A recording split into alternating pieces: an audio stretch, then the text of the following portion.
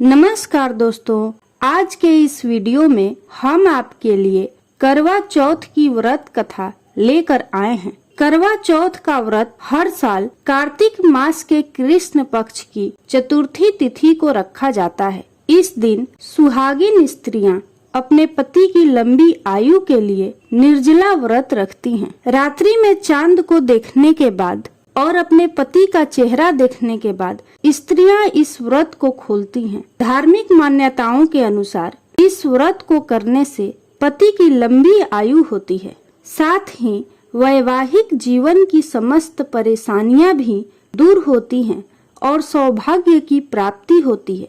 तो आइए सुनते हैं करवा चौथ की पावन कथा।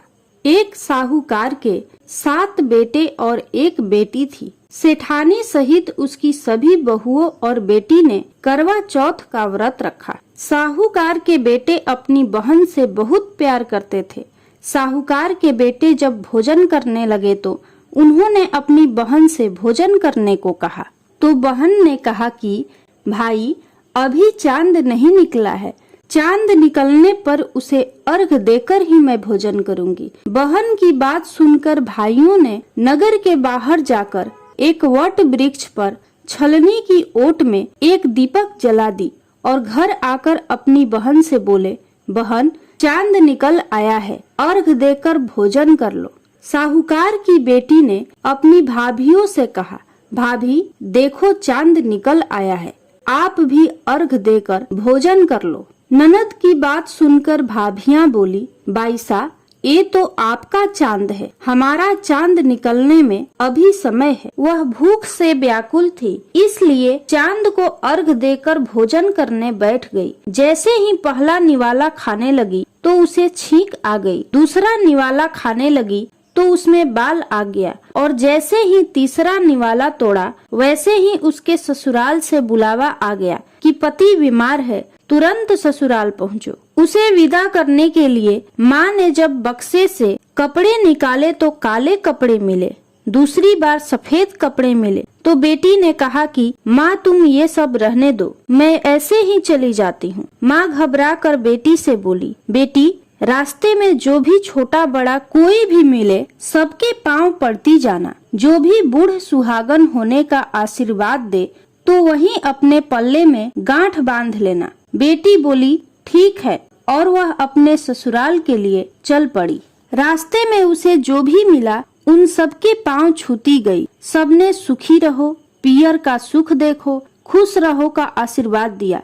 इस प्रकार वह अपने ससुराल पहुंच गई। ससुराल के दरवाजे पर उसकी छोटी ननद खेल रही थी। जब उसने उसके पांव छुए तो उसने आशीर्वाद दिया, सदा सौभाग्यवती रहो, पुत्रवती हो और बूढ़ सुहागन हो। यह सुनते ही उसने अपने पल्ले से गांठ बांध ली। वह घर के अंदर गई तो उसने अपने पति का शव देखा और उसने देखा कि उसे ले जाने की तैयारी हो रही है। वह जोर जोर से रोने लगी। जब उसे लेकर जाने लगे तब वह रोती चिल्लाती बोली, मैं इन्हें नहीं ले जाने दूंगी। फिर भी जब कोई नहीं माना तो वह बोली, मैं भी साथ चलूंगी। जब वह जिद पर अड़ गई तो सब बोले, अच्छा ले चलो साथ में। जब उसके पति के शव को जलाने का समय आया तो वह बोली, मैं इन्हें जलाने भी नहीं दूंगी। तो सभी बोले, पहले तो पति को खा गई, अब उसकी मिट्टी भी खराब कर रही है। लेकिन वह नहीं मानी। नगर के और परिवार के सभी बड़े लोगों ने यह निर्णय किया कि इसे यहीं रहने दो, इसके लिए एक झोपड़ी बनवा दो। वो वहाँ अपने पति को लेकर रहने लगी। वो पति की देखभाल करती और उसके पास बैठी रहती। उसकी छोटी ननद दिन में 2 बार आकर उसे खाना दे जाया करती थी। वह हर चौथ का व्रत करती थी। चांद को अर्घ देती, जोत देखती और चौथ माता आती तो चौथ माता कहती, कर वोले भाइयों की प्यारी बहन कर वोले, घड़ी बुखारी कर वोले। तो वह चौथ माता से अपने पति के प्राण मांगती, परंतु चौथ माता उससे कहती कि जब हमसे बड़ी चौथ आएगी तो उससे अपने पति के प्राण मांगना। ऐसा करते करते सभी चौथ आई और सभी यही कहकर चली गई। अश्विन की चौथ बोली, तुझसे कार्तिक की करवा चौथ माता नाराज है, वहीं तेरा सुहाग लौटाएंगी। जब वह आएंगी तो उनके पैर मत छोड़ना। जब करवा चौथ आने वाली हुई तो उसने अपनी छोटी ननद से पूरे श्रृंगार और सुहाग का सामान मंगवाया और करवे भी मंगवाए। सास ने सोचा पागल हो गई है, जो भी मांगती है दे आओ। साहूकार की बेटी ने करवा चौथ का व्रत रखा। चांद निकलने पर अर्घ दिया। चौथ माता की जोत करी। जब चौथ माता प्रकट हुई तो चौथ माता बोली, कर वोले 7 भाइयों की प्यारी बहन कर वोले, दिन में चांद उगाने वाली कर वोले, घड़ी बुखारी कर वोले। तब उसने उनके पैर पकड़ लिए और बोली, माता मेरा सुहाग वापस कर दो। चौथ माता बोली, तू तो बड़ी भूखी है, 7 भाइयों की प्यारी बहन है, तुझे सुहाग से क्या काम। तब वह बोली, नहीं माता नहीं, मैं आपके पैर तब तक नहीं छोड़ूंगी जब तक आप मेरा सुहाग वापस नहीं करती।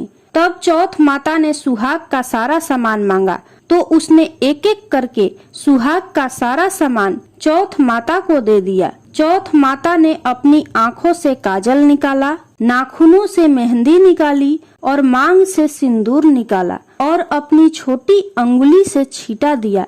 उसका पति जीवित हो गया और चौथ माता जाते जाते उसकी झोपड़ी पर लात मार गई, जिससे उसकी झोपड़ी महल बन गई। जब छोटी ननद अगले दिन खाना लेकर आई तो उसने देखा कि भाभी की झोपड़ी की जगह तो महल खड़ा है। साहूकार की बेटी ने जब अपनी ननद को देखा तो वह दौड़ी दौड़ी उसके पास आई और बोली, देखो बाईसा, आपका भाई वापस आ गया। घर जाओ और सासू माँ से कहो गाजे बाजे के साथ हमें लेने आए। ननद दौड़ी दौड़ी माँ से जाकर बोली, माँ भाई जिंदा हो गया। माँ बोली, बहू के साथ साथ तेरा भी दिमाग खराब हो गया है। ननद बोली, नहीं माँ, मैंने देखा है, भाई सच में जिंदा हो गया है। भाभी ने गाजे बाजे के साथ हमें बुलाया है।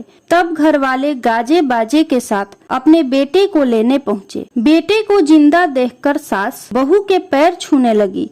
तब बहू ने अपनी सास को रोकते हुए कहा, देखो माँ, आपका बेटा वापस आ गया। तो सास बोली, बहू ये सब तेरे ही कारण हो पाया है। हे चौथ माता, जैसे साहूकार की बेटी के साथ पहले किया वैसा किसी के साथ मत करना और बाद में जैसे उसे सुहाग दिया वैसे ही सबको देना और सभी पर अपनी कृपा बनाए रखना। जय चौथ माता। दोस्तों, यदि आपको यह कथा अच्छी लगी हो तो कमेंट बॉक्स में चौथ माता की जय जरूर लिखें और साथ ही इसे लाइक करें, ज्यादा से ज्यादा शेयर करें और चैनल को सब्सक्राइब जरूर करें।